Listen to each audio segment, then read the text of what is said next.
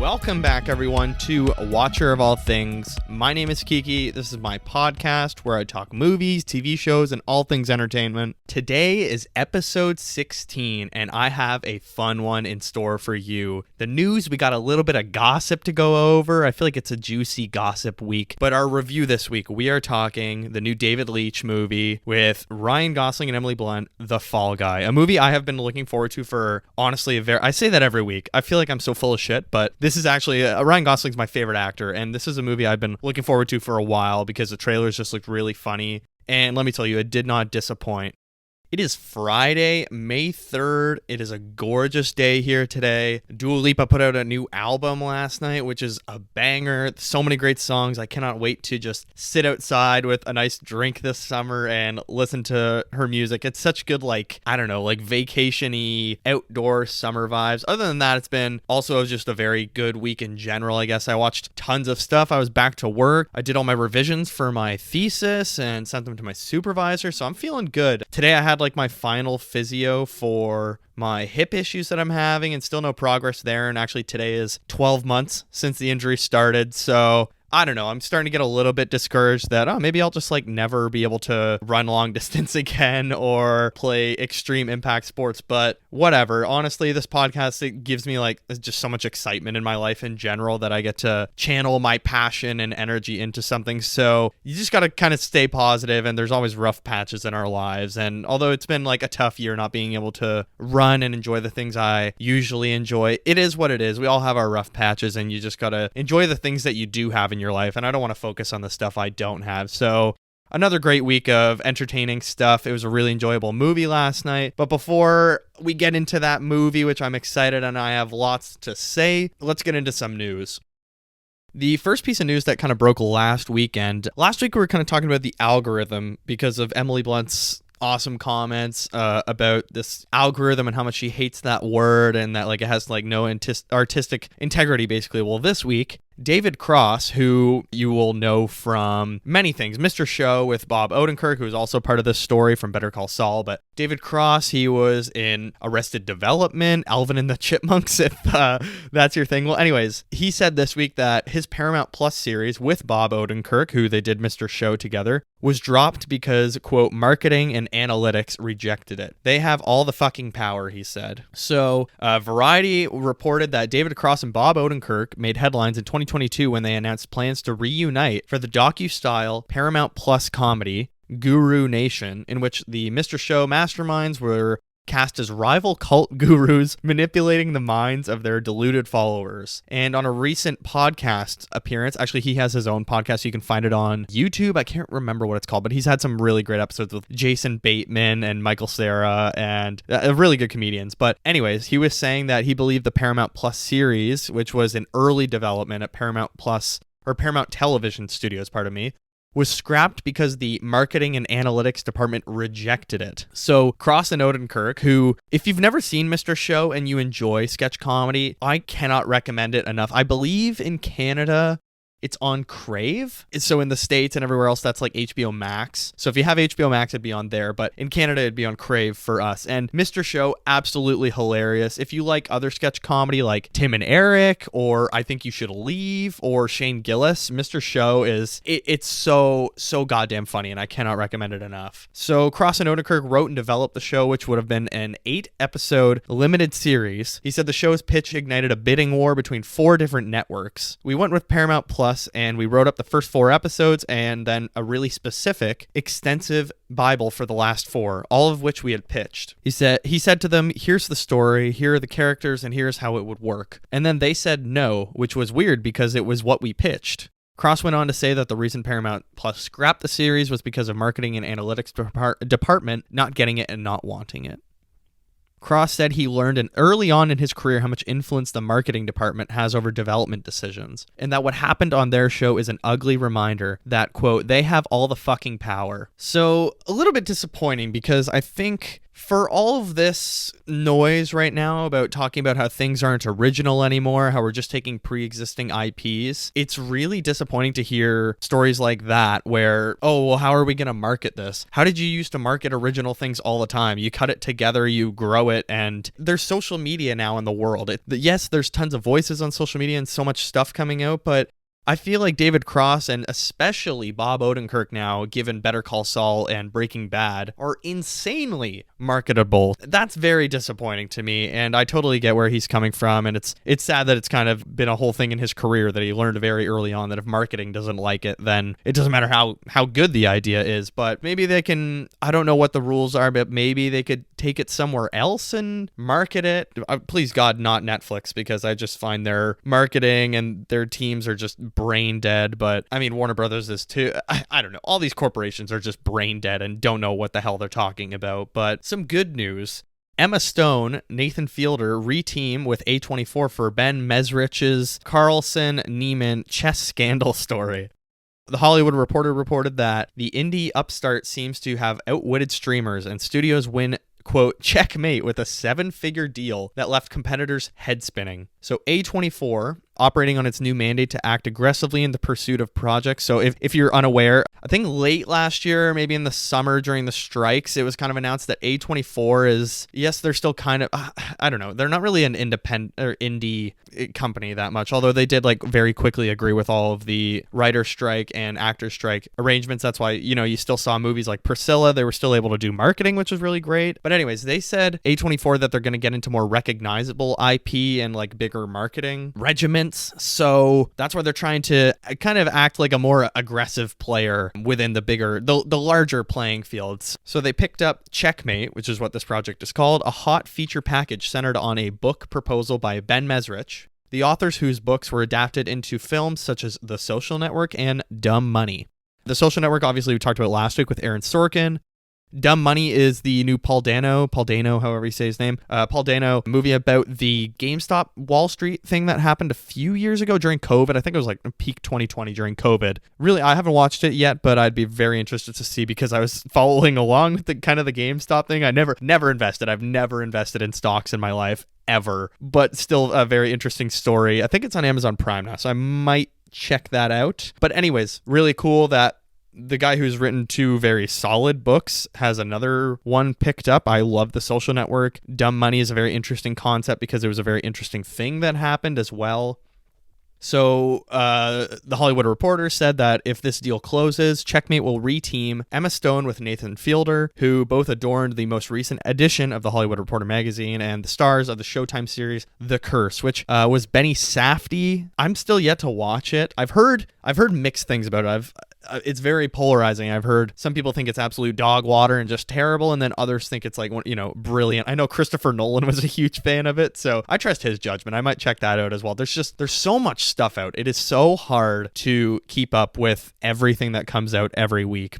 Anyways, that looks like it'll be cool. I love Nathan Fielder. He's a Canadian boy. Love his Nathan For You. I was just talking about Nathan For You. Who was I talking? I can't remember who I was talking to about Nathan For You a couple days ago, but I said I was watching something and I felt like this literally feels like a Nathan For You pitch of it was when Applebee's was on Survivor this week. I said that this whole Applebee's thing on Survivor feels like a Nathan For You thing. I don't know. But anyways, okay, let's get into some hot gossip. I want to talk about this. So there's a bunch of reports about the behavior of The Rock this week. And I have gone straight to the bottom of the barrel. I'm on TMZ's website, or TMZ for Canadians, who gave an exclusive that The Rock on, quote, Red Notice clashed with Ryan Reynolds, ... all caps, issues now resolved. So let's kind of go through this. Basically what happened is that a rep for Amazon MGM Studios tells TMZ Dwayne Johnson and $7 have been incredible partners on Red One, which is a new film he's doing with Chris Evans. And apparently it's going very well with Dwayne's constant work and support. And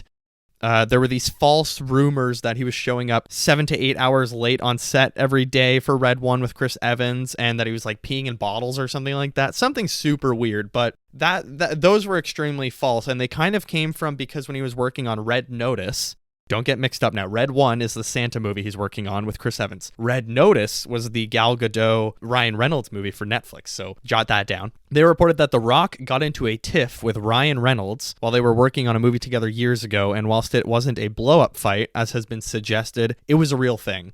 So Ryan Reynolds, who was the lead in the film in 2021 action flick Red Notice, opposite The Rock and Gal Gadot, did in fact confront Dwayne The Rock Johnson while they were shooting in 2020 at the height of the pandemic. It was first reported that they had this like massive fight and it was super dramatic on set, but apparently it was like not even close to that. But there is some truth to it because Ryan was upset. Ryan Reynolds, I don't think I'm on a first name basis with him. Ryan Reynolds was upset The Rock was repeatedly late to set, something that came to a head when Ryan spoke to him about it, which TMZ is told was affecting the shooting schedule and the production at large during a complicated time. So remember, this is, as TMZ is saying here, in the thick of COVID. So film sets had strict protocols that made it difficult to film as is. So with The Rock running behind, our sources say it eventually became an issue. Nevertheless, we're told the two men talked and that Dwayne came back to work the very next day. The shoot continued without further issue. We're told Ryan and The Rock didn't let their headbutt moment derail things, and they got on with the film and press afterwards. And it kind of makes sense that even if there was an issue, and it's really weird that this like Red 1, the Santa movie, report came out about Dwayne The Rock Johnson because this happened on Red Notice and you would have thought that maybe he would clean up his attitude a little bit after and it wouldn't happen again. And the whole peeing in water bottle things is super weird. I don't get what's up with that because actors or performers, if you need to go pee, they can just like, most of the time they let you unless you're in very heavy prosthetics and makeup and stuff like that. But yeah, a super strange story. And I kind of believe the fact that Ryan Reynolds and him would have talked it over because I'm fairly sure a sequel is in the works. And would you make a sequel if you notoriously did not get along on the first movie? I feel like, especially nothing's been like written yet, it's just in development and you only signed a contract for one movie. You could just walk away after the first movie. So it's weird to me to make up this, I don't know, these rumors. I mean, you know, there's bullshit rumors all the time, and I try not to talk about gossip too much, but I just thought this was like a really funny thing that came out this week that like, Dwayne The Rock Johnson pees in water bottles when he's on set. And I was like, where is this coming from? And then there was kind of the Red Notice stuff that came out, the Red 1 stuff that came out, and I was like, this is wild. He is just like getting bombarded with stuff this week. I'm not a huge fan of his, but I hope for the safety and comfortableness, the comfort of everyone on set that these things aren't true, and for just like a respect of everyone else on set. And I don't want to just dogpile on him and say, oh yeah, he's got to be true. Like, I don't know if there's these reports that like, yes, there was perhaps an exchange of words where Ryan Reynolds was really upset he was late, but I don't think Dwayne The Rock Johnson is a super crazy egotistical type vibes, if that makes sense. And then kind of the last thing I want to get into today is with Furiosa coming out next month, Chris Hemsworth has been doing obviously tons of press for the film. I've only heard good things about it so far, that it's amazing action, a really great story. And just last weekend, I watched the first Mad Max movie on like Sunday night or something like that. I can't remember, but the first one with like Mel Gibson where it's, you know, 1997 Australia or whatever. And it's very interesting. I'm not going to get into maybe I'll talk a bit in what else I watched at the end of the show, but I kind of want to save it for Watch Your Watch Back, which will come out May 21st, maybe May 17th. I think I'm going to do a Watch Your Watch Back on the 4 Mad Max movies because I have never seen the Mel Gibson ones. It's my first time watching them, which is like Under the Thunderdome or something like that. And not Fury Road. That's the a Road Warrior. That's the other one. So yeah, look out for that. But anyways, Chris Hemsworth, he's in the new Furiosa movie, the Mad Max prequel, and he's getting a lot of questions about Thor and kind of what's happening there. Is he going to come back? Because there is talk that Thor 5 is in development, but with like Love and Thunder, that really did not do well. It was kind of critically panned and people just really didn't like it. And he's kind of been doing some, you know, soul searching and he kind of commented that Thor Love and Thunder was just too silly for its own good, and the misstep appears to continue to haunt him. He said, I got caught up in the improv and the wackiness, and I became a parody of myself. I didn't stick the landing. And he's always been grateful for his career-defining role as Thor. He admitted to the publication that he grew frustrated with the character while playing him in 4 standalone Marvel films and additional Avengers movies. He said, sometimes I felt like a security guard for the team. I would read everyone else's lines and go, oh, they get way cooler stuff. They're having way more fun. What's my character doing? You've got the wig on, you've got the muscles, you've got the costume. Where's the lighting? Yeah, I'm part of this big thing, but I'm probably replaceable. So he's kind of playing down his role as Thor and saying like, I'm not that important in the Avengers movies. What do I really do? He also kind of checks himself on the Thor Love and Thunder issues that went on, and I get what he's saying, but an actor should never be able to lose themselves with improv, because that's the director's supposed to keep the performances. He's supposed to check them. So I think he's kind of being a little unfair on himself, because I think Thor is a very integral part of the Avengers. I love Thor. I think Chris Hemsworth, phenomenal as Thor. And I think Taika Waititi would probably be a little bit more to blame for if improv did get a little bit out of hand, because you are the director. You dictate whether should we move away from the script and let's try and ad-lib and improv here, or should we stick to the script? But I get what he's saying. It's still, he's trying to be responsible and not trying to put blame onto others, and he's trying to do the noble thing and be like, yeah, okay, I was also a part of the issue, which I totally get. But also, I'm not the only one that is against his comments that, oh, Thor, like, I felt replaceable, because Robert Downey Jr., as Variety reported, rejects Chris Hemsworth's Thor criticism and claims that Marvel's co-stars got cooler lines. Quote, he's the most complex psyche out of all of us Avengers. And Robert Downey Jr. basically said about, like, Hemsworth's frustration, first off, Thor as a character was super tricky to adapt. Lots of implied limitations, but he and Ken Branagh figured out how to transcend, make him somehow relatable but godlike. Hemsworth is, in my opinion, the most complex psyche out of all of us Avengers. He's got wit and gravitas, but also such restraint, fire, and gentleness. And Downey went on to praise Hemsworth and the arc of his performance in Marvel movies, Thor Ragnarok, Avengers Infinity War, and Avengers Endgame as a formidable hat-trick. I totally agree. I think the Thor character evolution from Ragnarok to Endgame is amazing. Even I totally get why people think, Endgame Thor and the fat suit and stuff like that, and his character evolution of him just being a bum is, it doesn't make any sense. But he's literally depressed. He is hit rock bottom. Asgard is destroyed. He's lost Loki again. And it's funny, but it's also very sad. And Thor has his life has fallen apart, and he's like an alcoholic loser now. And there's been comics where Thor has gotten fat and become a big loser. But yeah, I totally agree with Robert Downey Jr.'s comments. It's seriously impressive what Hemsworth did with that character, and what he went from Thor the Dark World when he went to Kevin Feige and said, look, I think we got to change this up. This isn't working. We need to bring more humanity to it. And even the first Thor movie, I think, is a little bit slept on. I mean, it's pretty generic, but it's still very enjoyable. It's like very Shakespearean, and I think that comes with Ken Branagh's work as well. But anyways, that is the news of the week. Before we get into the review, I will say, as always, there is timestamps in the description of this podcast on all of your streamers, and in the comments on YouTube, or in the description on YouTube, rather. You can bounce around. I'm going to start with non-spoilers. As always, I will stick in non-spoilers as long as I can, but eventually I do need to talk about the major twists of the movie. So you can go into the description, see the different chapters and sections and stuff, decide what you want to listen to. If you haven't seen The Fall Guy, I highly suggest you go into it without spoilers, because the twists are pretty fun in this movie. So time codes as always, let's get into it. The Fall Guy is an action comedy movie, 2 hours and 5 minutes. Google's in a nutshell, funny, exciting, and mysterious. It currently has 84% on Rotten Tomatoes. It's certified fresh. It has 73 on Metacritic, so it's doing generally well. Its box office, I think it's off to a pretty good start from what I can tell. I think it did about 11.7 million so far. It's directed by David Leitch, who has done Bullet Train, the Brad Pitt movie. If you haven't seen that, it's pretty fun. He did Deadpool 2. Bullet Train, I'm pretty sure he had a hand in writing. Deadpool 2, I believe he did not write. He was simply directing. He did Hobbs and Shaw, or he was at least involved in Hobbs and Shaw. He's been involved in the John Wick movies and Nobody, Atomic Blonde, Violent Night. He's a very, he's an experienced director. He actually used to be a stunt performer, and this is based on The Fall Guy by Glenn A. Larson, which I think was like a book at some point, but it was also a TV show with Lee Majors. That's his name.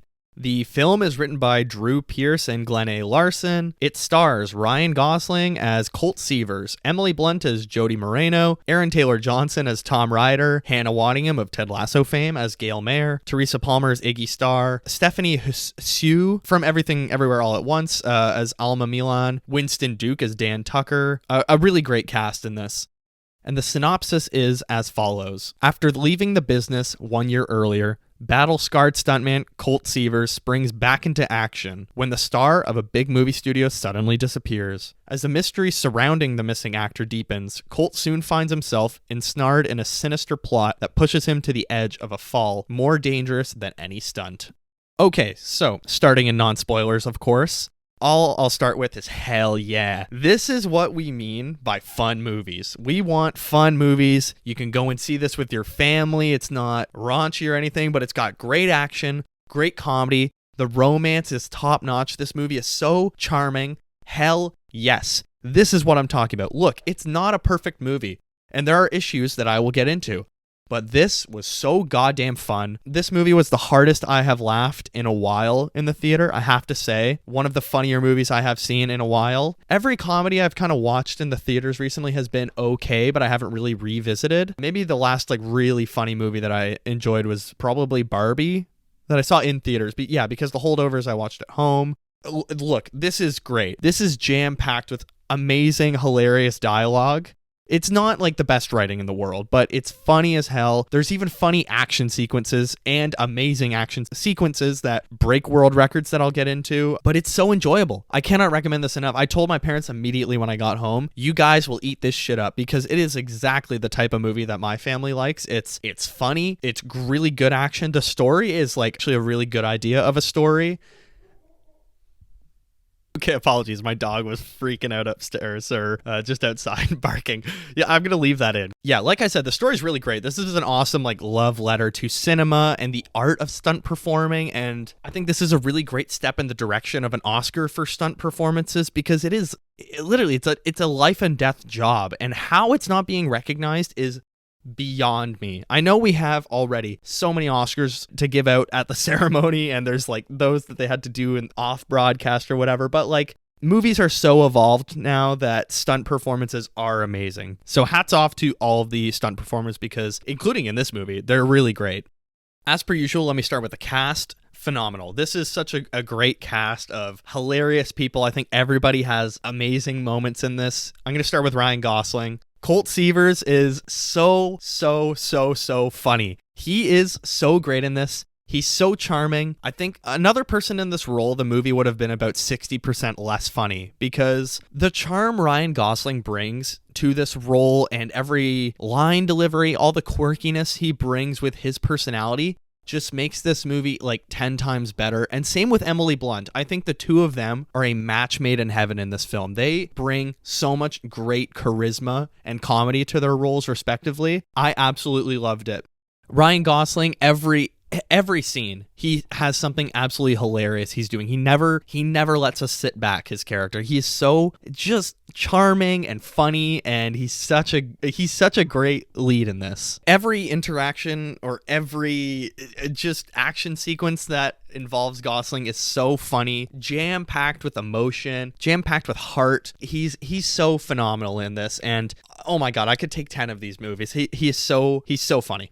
And there's actually so much emotional weight behind his performance because I won't get into spoilers obviously, but as it's shown in the trailer, he kind of ghosts everybody for a year, and the reason that happens, and it's him coming back to the movie industry on Jodie's film, and it's just, he's so funny, but he's also extremely damaged inside, and he's vulnerable, and that's where the romance comes from because him and Jodie were, was it a fling? Was it very serious? Yeah, he's seriously the MVP of this movie. I absolutely adored it.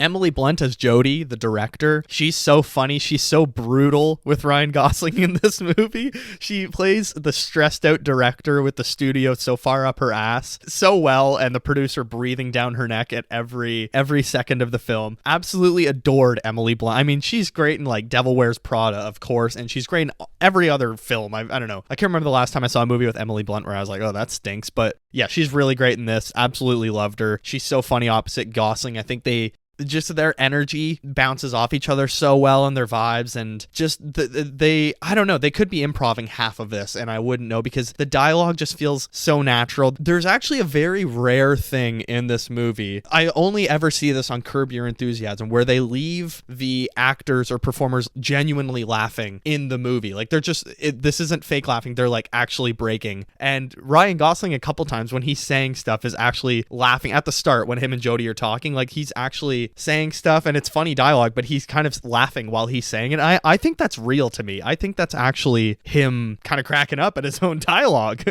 But yeah, back to Emily Blunt. She's so great in this.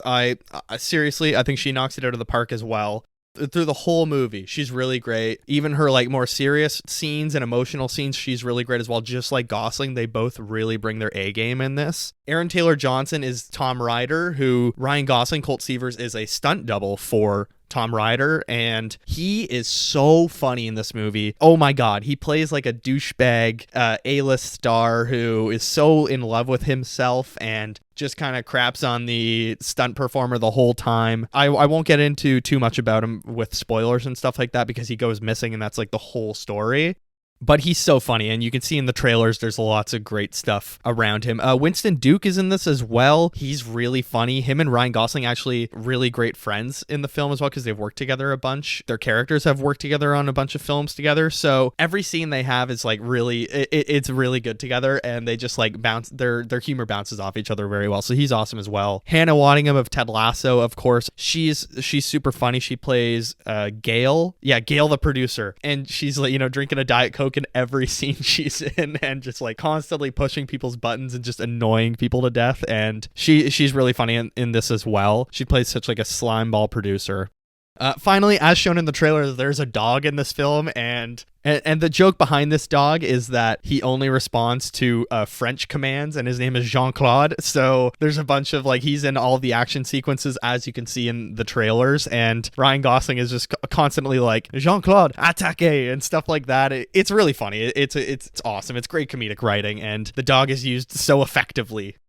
The comedy in this film is very well balanced to me. I had issues in Bullet Train. First of all, I think that movie suffers a lot of the same problems as this one, as it's too long. Or they're at least not too long. This is only 2 hours, 5 minutes, but I still felt like there could have been 15 minutes taken out. But Bullet Train, there were a lot of jokes and scenes that just kind of felt empty because Brad Pitt didn't bring enough charisma or enough to it. Whereas every joke in this one, the performers are all bringing their A-plus charisma to it. There wasn't a single bit or a single joke in this movie that I can think of that did not land. I was laughing so hard throughout the whole thing. Every scene had something hilarious to take away from it. I think this is such a funny movie that the comedy is so brilliant and so smart in this, along with like just simple gags. It's not super highbrow comedy. It is like just very straightforward but great gags, and they never get stale. That's the best part. They're never reusing jokes throughout the movie that you're like, okay, they've done this enough times now. It's every scene is like new ideas and fresh new jokes, which I really enjoyed.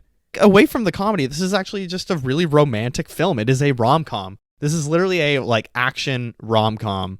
And again, that goes back to the brilliance of Emily Blunt and Ryan Gosling. Their characters, they play the love interests for each other so well. There was a lot of like heart in this movie. I actually really wanted them the whole time to get together. And it's just, I going in, I was like, oh, is this actually as romantic as people are saying? And then walking out, I was like, yeah, that was 10 times more, romantic and charming than I thought it could be. Most of all, I think the action is really where I really loved a lot of the action in this movie, because it is, of course, it's about stunt performances, and it is a very sort of meta film because it's talking about the creation. It's a film about creating a film where it's like very referential to itself and the people in the industry. I feel like a lot of scenes in this movie, they were just using the real crew of the Fall Guy they're filming a movie called Metal Storm. And a lot of the times the people in the background, I was like, that could just genuinely be the crew of the Fall Guy. And they're just like filming a scene and being like, all right, everybody else just like go do whatever you want. Yeah, really great. The action is awesome. They've advertised like a billion times and very cleverly as well. The stunts in this are amazing, and they even broke a world record for 8.5 barrel rolls. And it's crazy that this sequence, like the car is getting messed up, and it's really cool. That's why you got to stay for the credits, because they actually show the real like stunts and behind the scenes, which I actually really enjoyed. I was like, that's really cool that they're doing that and showing us the actual people behind Ryan Gosling stunts, which is it's so like Inception, because the movie is Ryan Gosling is a stunt performer for Tom Ryder, Aaron Taylor Johnson, but within the Fall Guy, like our world, Ryan Gosling has his own stunt performer. So there's a stunt performer for the stunt performer. It's crazy. It's like so meta. I can't even, my head hurts just explaining this now, but it's just really cool. So make sure you stay for at least like the first half of the credits until you'll see the ending. But the credits feature a lot of cool behind the scenes filming where they show Ryan Gosling, and then they show all of his stunt performers like doing the really cool action sequences, which I'll talk about more in spoilers. There's, as shown in the trailer, there's like a nightclub scene that's really awesome, and there's actually more to it, which I'll get into in spoilers, but it's just as fun and funny as it looks in the trailers. Look, I loved so much of this movie. It was so fun, but I'm going to get into some of the issues now. The script is very weak at times. There is a very big gap in, I would say, the second act of this film where there's just 10 to 15 minutes where it's still funny and you're enjoying it, but it feels like the story isn't moving very much and we're kind of just spinning our wheels. And that is the problem I had with Bullet Train as well. But I think the reason there was a lot worse critical reception for, I don't want to say worse, that sounds really harsh, but maybe the critical reception was less enthusiastic about Bullet Train is because it didn't have the amazing leads of Emily Blunt and Ryan Gosling. Whereas this movie, I think a lot of it can kind of get away with being weak because you're enjoying it so much at the same time. Just there's a few too many twists in the film for me. I think they could have cut back a couple or not had so much exposition, which there's actually a super meta scene that I'll get into in spoilers, but the script is seriously saved in this film by the performers themselves and the stunts. If you take away the cast and add different people in, I think this movie does not do well and it's critically poorly received. It does not do nearly as well because Ryan Gosling, Emily Blunt, Winston Duke, Aaron Taylor Johnson, Hannah Waddingham, they sell the shit out of their performances and they are so funny. And if this was like Kevin Hart or Chris Pratt in this movie, it would make $14 this weekend. It would not do well. But I think what's such a draw for this film is how well the cast does and they really bring the script to life, whereas it would suffer with other people in it. With that being said, this is an extremely charming movie. It's so romantic. You really do feel for these characters. It's so funny. I was cackling at times. It was so funny. There's some great gags I'll get into in spoilers. And I think this is a great movie that can be enjoyed by everyone. Like there was, I don't know, last night there was like a dad that I saw with two of his kids there. And I was like, this is totally a movie I would watch with my parents or, this is a very rewatchable movie for me, actually. I've never gone back and watched Bullet Train, as funny as I thought it was at times. This is a great movie that's, I think the rewatchableness of it is so high because it's just got great gags. It's got a great story. I feel like it would be fresh, even though it does get like a little bogged down in the details at times. I still think it is a very well executed film, even though there's clear script issues. You're just having so much fun when you're watching it that I would recommend this to everyone. Seriously. I mean, they broke world records for it. Ryan Gosling, as you see in the trailer, at the start of the movie, he hangs himself from like a ledge for a stunt. And the reason he puts on sunglasses in that scene is that wasn't supposed to happen. He put them on because he was so scared and didn't want people to see his face that he was so frightened. Like it brings great levels of authenticity in this film, which I think I respect so much. It's just like, and it does so much for the stunt performer community that these people are, they don't, like Ryan Gosling has said 1 billion times, they don't get any of the glory. It's all the performer that maybe does 10% of the real stunts, and then the performer comes in for everything else. The stunt performer, rather. I really like the message behind this movie of, there's tons of stunt people that have died in the past working on films. That's a very real risk they deal with in their job. They just get thrown around and they don't really get coverage from the press because it's, oh, look how well the main performer does in this film. And I'm a part of that issue as well. The fact that I'm praising Ryan Gosling so much and yet I don't know his stunt performer's name in this film, I think it's like quite hypocritical of audiences as well when they're watching to not take away, even to bother doing their research and who are the stunt performers for everyone, because that's something that this film is talking about, that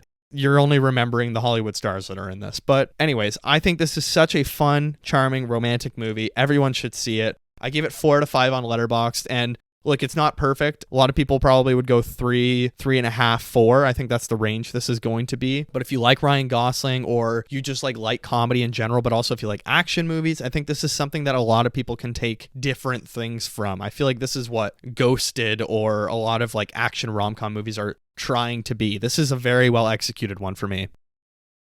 I'm going to get into spoilers now, so tune off if you don't want to hear anything spoiled for you because I haven't seen it yet or you're waiting for streaming. Although I saw this in IMAX. I would highly recommend go seeing it in IMAX. It was awesome, but here I go. I'm going to get into spoilers. 3, 2, 1, turn off the sound, blah, blah, blah, if you don't want to hear it. But the twist of the film is Tom Ryder has gone missing because, as you see in the trailer, Ryan Gosling finds a dead body in this bathtub, and Tom Ryder killed that person because it was his stunt double after Ryan Gosling went missing. This dude that died in the bathtub was getting a little too big for his boots or whatever, and so Tom Ryder just kills him, and now he's framing Colt for it. The big twist as well is that in the opening scene, the stunt goes very poorly for Ryan Gosling. He breaks his back, basically, and that's why he just leaves the film industry for like 18 months, and then he gets the call that Jodie wants him to be on this film, which isn't true. It's actually just the shitty producer, Gail, lying to him.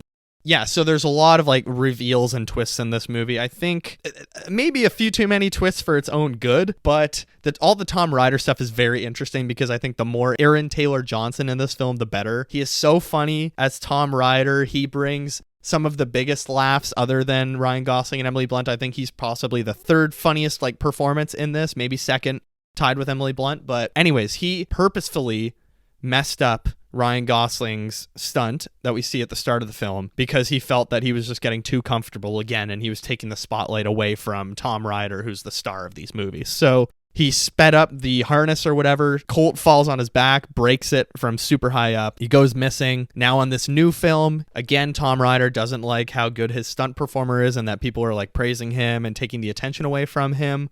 So he kills him accidentally, but then even though he killed him, he tries to frame Colt by doing a deep fake video, which is hinted at earlier in the film when Colt gets to the set of Jodie's new movie and they scan his face. And that was producer Gail behind that, who knew what was going on with Tom Ryder because she's the one behind kind of framing Colt with Tom. So they scan his face, they make a deep fake video, it goes on the news, and now Colt is on the run. It's really great. It like references The Fugitive, it references Miami Vice, it references so much great stuff. And that's what I really loved about this film is that it just references so many different movies and there's so many great homages to all these fantastic stunts in different films. But yeah, so the big twist is that Tom Ryder is actually like a huge piece of shit, surprise, surprise, and he's killed his stunt performer. He almost killed Colt, or he tried to. And the producer Gail is in on all this and set up Colt with him. And this is going to go into the script issues. The scene where Tom Ryder is like admitting all of this and that he tried to kill Colt before, or that he was behind his accident at least. I don't know if he tried to kill him, but he was behind the accident. It's so funny because that's such an exposition heavy scene and you're thinking that as an audience member like, wow, this is a lot of details. And then Colt says to him, okay, we're kind of getting bogged down in the exposition here, so we want to just speed this up. And it's like he's reading my mind, and it's like Inception almost. Like David Leitch is acknowledging the own issues in his script in a film that he's making still. So it's very funny, but it's like it really makes you think like, wow, David Leitch is getting away with so much in this movie. And there is a lot of exposition bogged down and stuff in that scene, but it's funny that he acknowledges it. So respect for that. But speaking of Tom Ryder, in one of like the first kind of scenes where he's going to look for Tom Ryder, Colt has to go to his apartment. And Tom Ryder and his producer have this thing where they have to write everything on sticky notes, even though he has a phone. They need to do everything on sticky notes or he won't remember. So Ryan Gosling's character Colt walks into his apartment and the whole place is just like covered in sticky notes. As Gail says, the producer, it's kind of turned into a Memento situation. It is so goddamn funny. And some of the sticky notes that we see are so hilarious. It's like, why is Chinese chicken orange?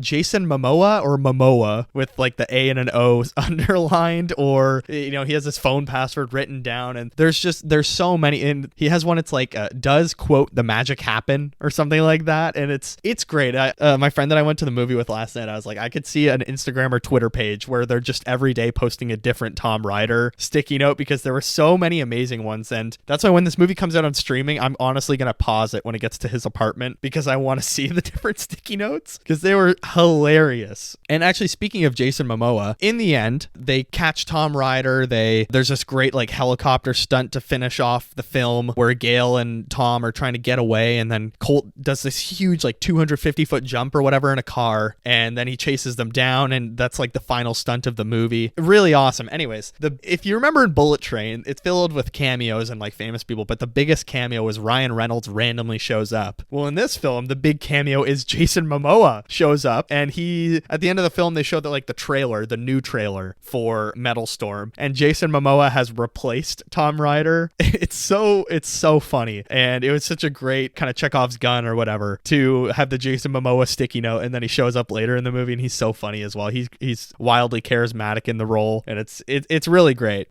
And also the original, the Fall Guy actor, Lee Majors is his name, and the woman that's in the show with him show up at the end as police officers to arrest Tom Rider. And I feel like that'll probably go over a lot of people's heads because it's played up very much like a cameo, and I feel like a lot of people will not know who these people are. But it's still really nice that they kind of did a respectful, fun homage to the original show that they've been adapting for this new film, which I think they adapt like really well and, I don't know, make it fit to our times. One of the funniest scenes in the film, after his first day back on set, Colt gets into the truck that he's been rented and he starts playing Taylor Swift on the radio and he cranks it and he's just bawling his eyes out in this truck. And then Jody walks up on him and notices him, knocks on the window, and Ryan Gosling plays it up so hilariously, like he's super embarrassed and Jody's caught him, and Emily Blunt's hilarious in the scene as well. She's like, "Have you been crying?" He's like, "No, I'm just super jet lagged. The Australian time's killing me." And it's a wonderful scene. And I think it establishes the rom-com aspect very well in the movie.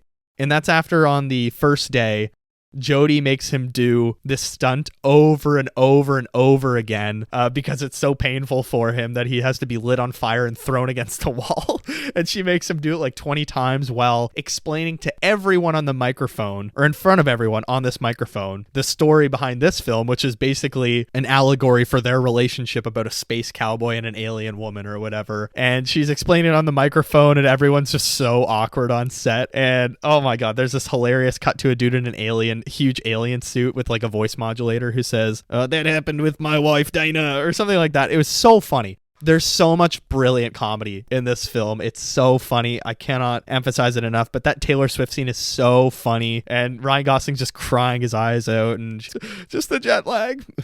Yeah, again, the action sequences are awesome. The Miami Vice boat jump that he has to do with his hands tied is hilarious because that was the first show he worked on. But there's the action sequence that's shown in the trailers where he's in like the neon suit in the club.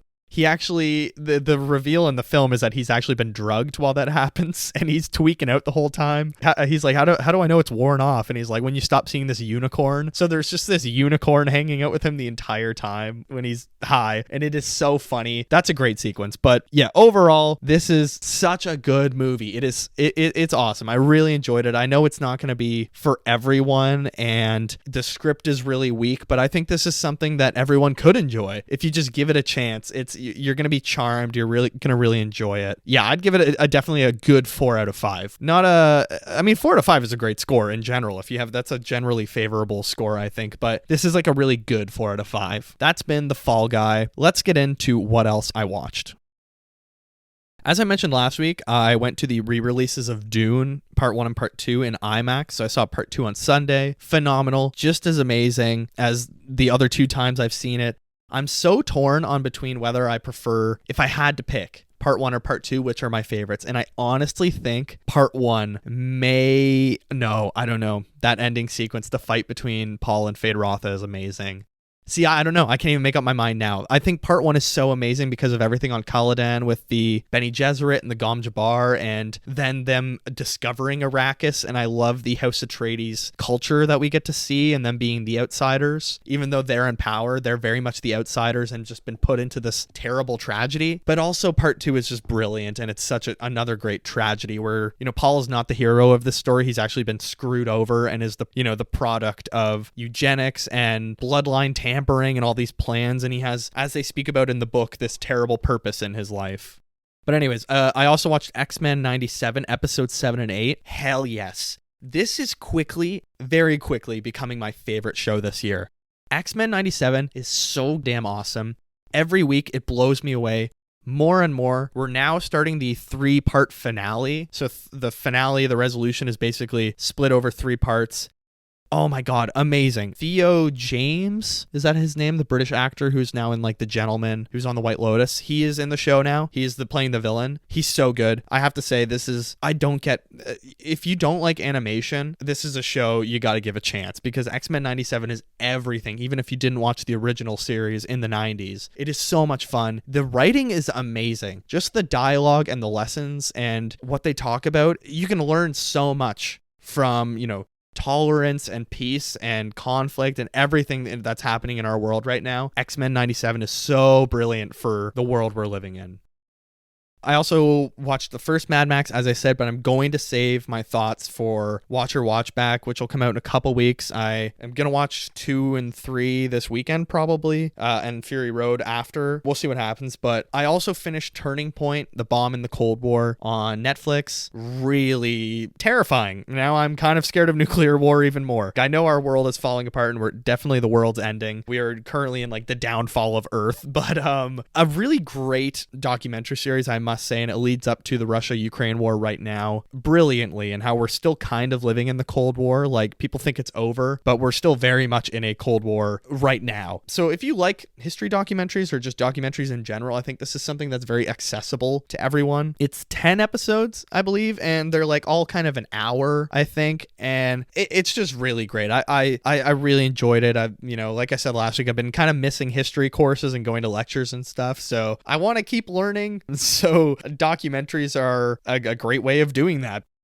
I also watched My Next Guest with David Letterman, my next guest, and it was John Mulaney on. It was a very funny episode. He talked about his addiction issues, and David Letterman also had alcohol issues in his 30s when he was still doing late night and he had just started. So a very powerful episode, to be honest, about addiction and the struggle with addiction. I think it's now like John Mulaney's 3 years sober, and he talks about that, and just really heartfelt. His new show starts actually today, John Mulaney, and I'm very excited for that. I think Oh Hello, his characters, Gil Faizon and George St. Geeglin are coming back, him and Nick Kroll, so definitely going to be watching that. But the biggest thing I watched this week, I would say, Survivor this week was a amazing episode. Tiff was blindsided like crazy. She had no clue. I read her exit interview. She seriously had no clue. But the biggest thing that happened to that episode is they had a reward challenge. And there's one contestant this year named Liz, who is pretty much allergic to like 80% of things that you eat on Survivor. She can't eat coconut, can't eat chicken, can't eat fish. She can't eat rice. So it's like, what can you eat out here? You know what I mean? So they have this reward challenge where the reward is Applebee's. It's the Applebee's special, which is like a big thing they look forward to every year or every 2 years or whatever. And Q wins the challenge. So Q gets to, and Q, who has been ostracized by the tribe and as well has very much separated himself from everyone and is kind of playing a solo game because everyone finds him so annoying. He butts heads with everybody. And that's a very true, like even in everybody's exit interviews, they have said how much Q annoyed them and that like him and Ben fought every day. But anyways, after the reward, Q gets to pick 3 people to come with him. He picks Kenzie, Maria, and Tiff. 2 of them were on his old tribe at the start of the game. And he doesn't pick Liz, who cannot eat, again, everything on Survivor pretty much. And she is already bursting into tears when he wins and he's picking everyone because she reveals that every Wednesday she goes to Applebee's with her daughter on Survivor night. And, you know, one of the rewards is the Bourbon Street Burger or whatever that. And she's literally in tears. So Q doesn't pick her and she freaks out. She starts losing it, screaming at everyone. It's a very tense situation, and it's probably the second biggest freakout I've ever seen on Survivor. The first one being Brandon Hance, Russell's nephew, who at one point everybody thought it was going to get physical between him and Philip, that there was going to be a fight and Jeff had to like separate them, and they voted him out at the challenge instead of at tribal council. So yeah, just a very strange freakout this week. She starts yelling at everyone, like screaming at the top of her lungs. She says, "I don't even want to be here with you all. I hate you all," stuff like that. And then Q leaves her absolutely gagged and says, "Liz, you voted for me at tribal last night." And it was, you know, the German word Schadenfreude, where you're taking pleasure from someone else's pain and misery. I very much felt it in that moment because Liz, just because you want something doesn't mean you deserve it. And maybe don't go on Survivor if you can't eat 80% of the things that they eat out there. But yeah, historic Survivor moment. Start to finish, it was a really great episode. I think Charlie definitely is still my winner pick. I think they're going to blindside Maria next week, and she's not going to see it coming. Great. If you're not watching Survivor this year, I don't know what you're doing because it is great. That has been what I've watched this week, what else I watched. And I think that about does it for episode 16, everyone. That was the Fall Guy review. As always, please, please, please rate and review the show 5 stars everywhere you get your podcasts on streaming platforms. That is Spotify, Apple Podcasts, Amazon Music, Acast.